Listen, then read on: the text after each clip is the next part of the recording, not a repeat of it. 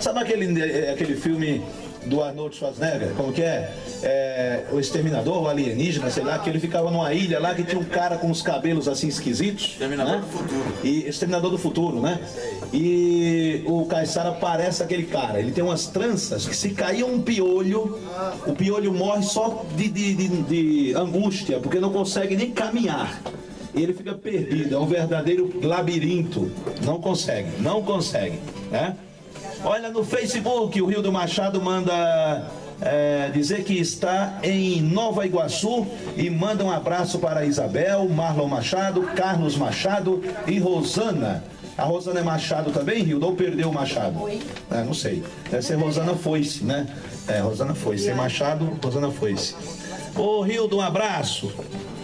A Eliane Camargo já chegou, né? Já chegou, vamos conversar com ela já, porque agora tem gente na linha, Caiçara, tem? Alô, boa tarde. Alô? Oi, quem é?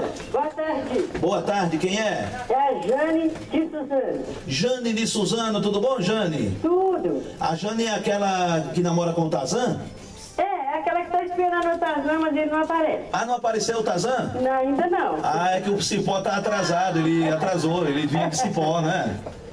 O Tarzan não anda no Cipó, no meio da selva, não é isso? Anda. Aí ele atrasou o Cipó e ele se perdeu. O Cipó arrebentou, eu O acho. Cipó arrebentou. Ô, Jane. Oi. E tudo jóia contigo? Agora, melhor falando com você, né? Ah, obrigado, viu? Feliz dia dos radialistas. Obrigado, minha linda. E quero dizer que eu gosto muito de toda a programação da Tupi.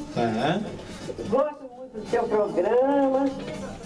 Obrigado. Gosto do programa do Ricardo. Gosto do programa da turma todinho. Da programação inteira. Escuto a Tupi 24/48. Nossa senhora, essa mulher não dorme.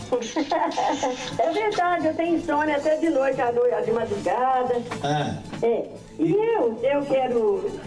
Eu estou à procura de um companheiro. À procura de um companheiro. Eu já até consegui conhecer alguém por intermédio da Tupi. Mas não deu certo. Não deu certo. Não, e eu estou à procura de alguém assim... alguém para me fazer feliz e que eu possa fazer muito feliz. Ótimo, é isso aí. Tem que ser a felicidade mútua, né? Então eu sou viúva. Eu sou mineira. Mineira. E eu tenho 65